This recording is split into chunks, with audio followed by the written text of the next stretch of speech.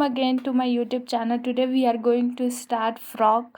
So it is basically a newly added topic in the for NEET from last year. So let's start our chapter.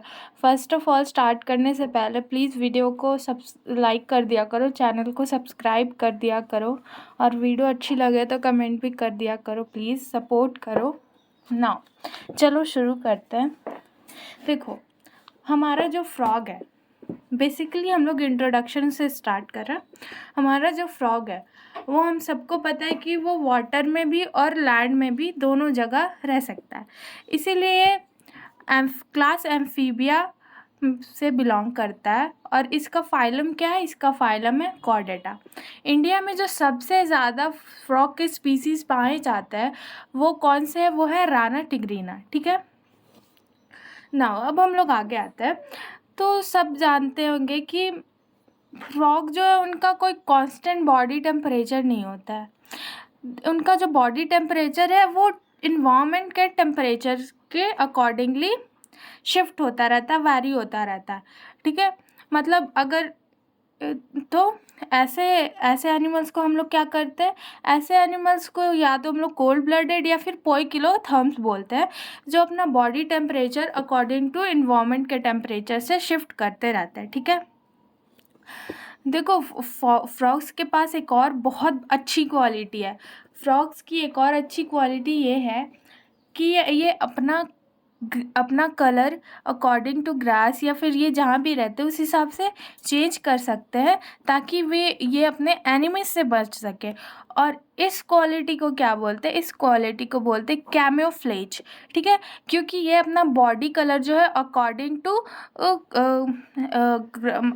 To place change कर सकते हैं ताकि ये अपने enemies से है जो कि वो बच कर रहे. ठीक है. और इस प्रोटेक्टिव कलरेशन को हम लोग मिमिक्री भी बोलते हैं. क्यों? क्योंकि ये अकॉर्डिंगली अपने बॉडी का कलर भी चेंज कर रहे हैं. ठीक है. अब देखो, सबसे ज़्यादा फ्रॉग किस मौसम में दिखते हैं हम लोगों को? फ्रॉग जो हम लोग को मोस्टली बारिश के मौसम में दिखता है. आप देखोगे कि ठंड में या फिर गर्मी में फ्रॉग्स ज़्यादा नहीं दिखते, मतलब दिखते ही नहीं है. फ्रॉग सबसे ज़्यादा जो है वो कहाँ दिखते हैं? वो बारिश के मौसम में दिखते हैं. ऐसा क्यों होता है?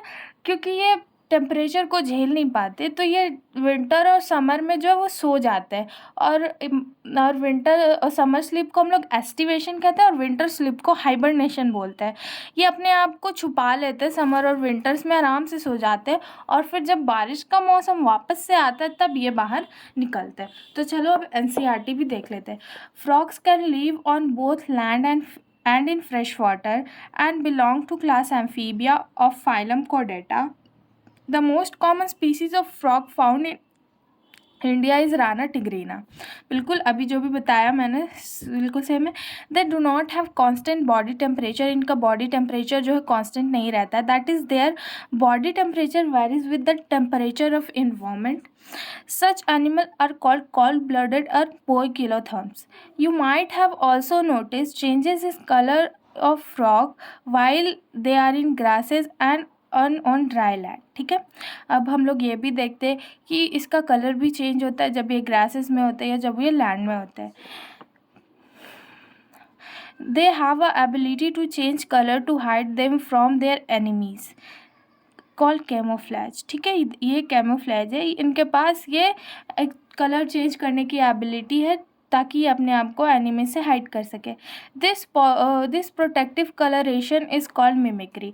और इस प्रोटेक्टिव कलरेशन को हम लोग मिमिक्री बोलते हैं. You may also know that frogs are not seen during peak summer and winter. During the period they take shelter in burrows to protect them from extreme heat and extreme cold. ठीक है. अभी ना हम लोगों को ये peak summer या फिर विंटर्स में नहीं दिखाई देते हैं क्योंकि ये बरोज में जाकर सो जाते ताकि ये खुद को एकदम स्कॉचिंग हीट और स्कॉचिंग कोल्ड से अपने आप को प्रोटेक्ट कर सके. ठीक है. इसीलिए वो डायरेक्ट बरसात के मौसम में ही बाहर आता है. This is known as summer sleep aestivation. हम लोग समर स्लीप को एस्टिवेशन बोलते हैं. एंड विंटर स्लीप को हम लोग हाइबरनेशन बोलते हैं। ये तो हो गया इंट्रोडक्टरी पार्ट। अब हम लोग आते हैं मॉर्फोलॉजी के पार्ट पे, और हम लोग एनाटॉमी जो है वो कल देखेंगे, ठीक है। सो आज हम लोग मॉर्फोलॉजी पे आते हैं। Come on to the morphology of the frog, ठीक है। आप लोग ना कभी फ्रॉग को ऐसा टच करा है या फिर कभी उसको छू के देखा है? तो आप जब उन लोग को टच करोगे ना तो उनका स्किन जो है वो स्मूथ एंड स्लिपरी लगेगा आप लोगों को, क्योंकि उनके जो स्किन में है वो म्यूकस का प्रेजेंस होता है, ठीक है। और इनका स्किन जो है हमेशा मॉइस्ट कंडीशन को मेंटेन करके रखता है, ठीक है। इनका जो कलर होता है डॉर्सल यानी अपर पार्ट का जो कलर होता है वो ऑलिव ग्रीन, और वेंट्रल साइड मतलब लोअर साइड का जो कलर होता है वो पेल येलो होता है। आप यहाँ डायग्राम में भी देखो, ये देखो ये डॉर्सल पार्ट है यानी कि अपर पार्ट, इसका कलर ऑलिव ग्रीन है। और जब आप डॉर्सल येलो देख रहे हो लाइट येलो या ना पेल येलो कलर का होता है, ठीक है। और इनके बॉडी पे इरेगुलर डार्क स्पॉट्स भी होते हैं, आप जैसे ये डायग्राम में देख सकते हो डार्क स्पॉट्स हैं, ठीक है। और एक और बात जो है, फ्रॉग कभी पानी पीते नहीं है, ये पानी एब्जॉर्ब करते हैं, अपने स्किन से पानी को एब्जॉर्ब करते हैं, ठीक है। फ्रॉग का जो बॉडी वो डिविजिबल होता है हेड और ट्रंक में, और फ्रॉग के पास जो होता है, फ्रॉग के पास टेल और नेक नहीं होता है, ठीक है। इनके माउथ के ऊपर अ पेयर ऑफ नॉस्ट्रिल्स होते हैं। इनका जो आइज़ होता है बल्ज्ड आइज़ होता है, मतलब इनका आँख जो है वो बाहर की तरह निकला हुआ है, ऐसा बल्ज्ड आइज़ होता है, ठीक है। और इनका आइज जो है निक्टिटेटिंग मेम्ब्रेन से कवर होता है। अब ये निक्टिटेटिंग मेम्ब्रेन फिश और फ्रॉग्स में होता है यानी कि एक्वेटिक एनिमल्स में होता है। निक्टिटेटिंग मेम्ब्रेन इसलिए होता है ताकि वो जो इनका आइज़ को जो है वो प्रोटेक्ट करता है पानी से। हमारे पास भी निक्टिटेटिंग मेम्ब्रेन है बट वो अंडर डेवलप्ड है यानी कि वो वेस्टिजियल है, बट एक्वाटिक एनिमल्स में ये काम का होता है। क्यों? क्योंकि वो आइज़ को जो है पानी से प्रोटेक्ट करने में हेल्प करता है, ठीक है। इनके दोनों साइड आइज़ के बगल में टिम्पैनम होता है। टिम्पैनम क्या करता है? टिम्पैनम जो है वो साउंड सिग्नल्स को कलेक्ट करने में हेल्प करता है। जैसे कि ह्यूमंस में क्या है, ह्यूमंस में ईयर पिन्ना होता है जिसके हेल्प से हम लोग साउंड वेव्स को कलेक्ट करते हैं। फ्रॉग्स में पिन्ना नहीं होता है, फ्रॉग्स में सिर्फ टिम्पैनम होता है जो कि साउंड सिग्नल्स को कलेक्ट करने में हेल्प करता है। इनके पास forelimbs and hind limbs होते हैं जो कि उनको हेल्प करते हैं स्विम करने में, वॉक करने में, कूदने में और बरोज को खोदने में, ठीक है। इनका जो हाइंड लिम है उनके पास 5 डिजिट्स है और वो थोड़ा बड़ा होता है as compare to four limbs. और इनका जो फोर लिम्स है वो ज़्यादा मस्कुलर होता है हाइंड लिम से, और उसके पास सिर्फ 4 डिजिट्स होते हैं, ठीक है। इनका फीट जो है वेब्ड होता है, मतलब इनका फीट आप ऐसे देखोगे, ये मान लो इनका फीट में कुछ ऐसा होता है, ये वेब्ड होते हैं। क्यों? क्योंकि ये वेब्ड फीट इन लोगों को स्विमिंग में हेल्प करते हैं, ठीक है। फ्रॉग जो है वो सेक्सुअल डाइमॉर्फिज्म शो करता है, ठीक है। मतलब इनमें हम डिस्टिंग्विश करते हैं मेल और फीमेल, ठीक है। मेल फ्रॉग्स को हम लोग इस तरह से डिस्टिंग्विश करते हैं कि आप जो वो टर टर आवाज़ सुनते हैं ना बरसात में, वो मेल्स निकालते हैं, फीमेल्स आवाज़ नहीं निकालती है। ये आवाज़ इसलिए निकालते हैं ताकि वो फीमेल को अट्रैक्ट कर सके, ठीक है।